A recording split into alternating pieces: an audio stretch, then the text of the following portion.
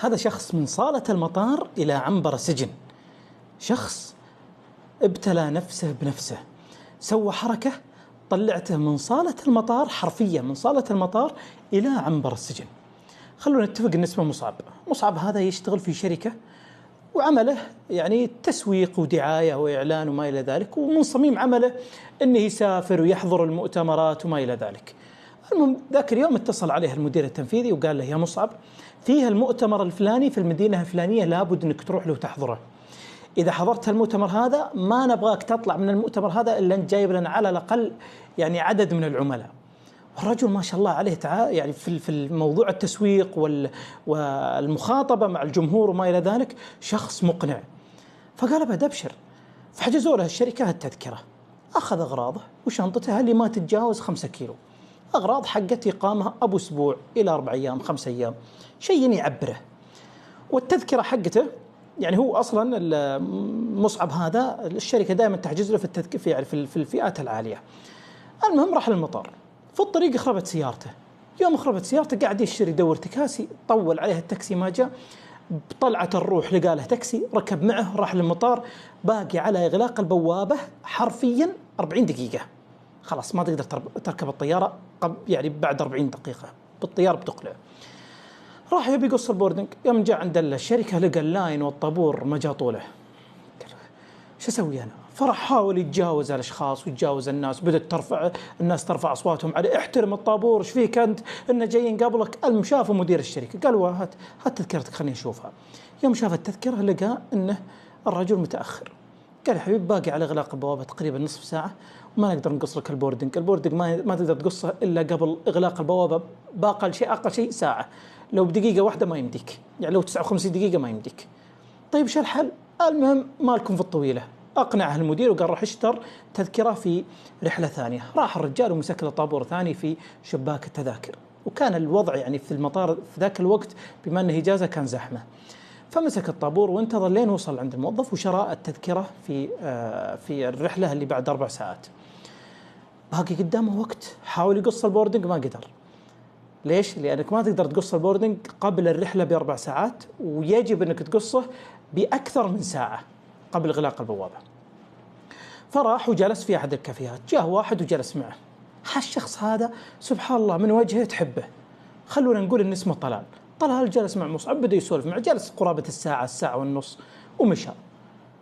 بعد ما مشى قال مصعب خليني أروح أقص البوردنج. راح وقف في الميزان، الطابور حق الميزان هذا عشان يقص البوردنج ويوزن الشنطة ويتوكل على الله. لقى إن طلال عنده مشكلة مع الموظف حق الميزان، يبدو إن كان عنده مشكلة في الشنطة وما إلى ذلك. ليه يعني وقف مصعب لين وصل له الطابور. يوم وصل طلال شاف مصعب وقال هذا صاحبي مصعب وإن شاء الله نبي يخدمني فيها. ناظر فيه الموظف قال بكيفك هذا الشيء راجع لك. قال طلال يا مصعب طالبك الشنطة فيها أغراض وأعلجة للوالدة وما أقدر أخذها بسبب أن أصلا تذكرتي ما فيها إلا 7 كيلو وأنا ما رقيته، وعلشان أرقيها لابد أني أروح أشتري من شباك التذاكر وشغلة طويلة والطيارة حقتي أصلا ما بقى عليها وقت. فطالبك الله يرحم والديك دخلها باسمك وبعدها إن شاء الله أنا أخذها من بعد الجمارك وبيض الله وجهك والله لأكون ممنون لك طول عمري. مصعب بدأ يتردد، بدأ يناظر، المهم مالكم في الطويلة. قال الرجال تم توكل على الله، يعني وجهه ظاهر عليه أنه إن شاء الله يعني يشرح الصدر وما إلى ذلك، وهذه هي الثقة العمياء. فقام الموظف وسجل الشنطة حق الطلال الثانية اللي رفض الموظف أنه ينقلها مع طلال باسم مصعب. فخذها مصعب وبدأ يمشي هو وطلال رايحين للجمارك. مصعب كان يمشي قدام طلال ما كان يمشي وراه. فيوم وصل عند اللاين حق الجمارك سوى طلال راح انسحب بطريقة غير مباشرة لللاين الثاني وقال عشان بسرعة عشان ما نتأخر وكذا. مصعب قال تعال هنا، طيب هنا ما في زحمة. قال لا هنا فاضي وما ادري ايش، وراح ودخل مصعب في الطابور حق يعني في على طول في الجمارك عشان يفحصون الشنط. حط شنطته وحط شنطة طلال. يوم مرت شنطة طلال من جهاز الأشعة تجمع موظفين المطار عرفوا أن الشنطة هذه فيها بلاء. فاستغرب مصعب قال ايش الوضع؟ فجاء الضابط قال الشنطة هذه تبعك صح ولا لا؟ قلت لا مي بحقتي هذه حق الطلال. قال لا تقعد تلف وتدور أنت اللي حاطها نية، إن شايفينك وانت جايبها. الشنطة تبعك ولا لا؟ الشنطة الثانية هذه اللي معها تبعك ولا لا؟ قال لي تبيعي بس، ولكن هذه ما هي بحقتي، هذه حق طلال، واشر على اللاين اللي فيه طلال. ناظر لا والله طلال مو موجود، مختفي. المهم قاموا موظفين الجمارك وافتحوا الشنطة للأسف، وكانت بالقوة يعني فتحوها لأن الرمز ما يعرفه مصعب. فتحوها ووجدوا فيها يعني أنواع من المخدرات للأسف، حشيش وكبتاجون وكوكايين. فتم اتهام مصعب بعد إحالة الجهة الادعاء العامة ب يعني ترويج المخدرات، وحيلت الدعوة للقاضي. القاضي وفقا للنظام غير تكييف القضية إلى حيازة مجردة، وحكم عليه 5 سنوات.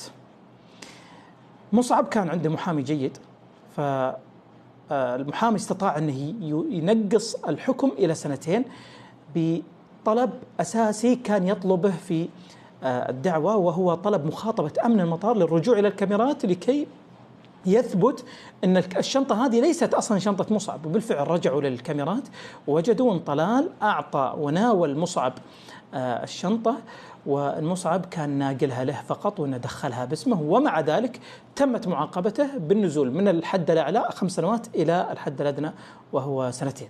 إذا رحت للمطار لا تاخذ شيء ما هو باسمك، انتبه. والله لو إيش إذا في أحد عنده مشكلة، ترى الجهات الأمنية والجهات المسؤولة الرقابية في المطارات والله ما تقصر.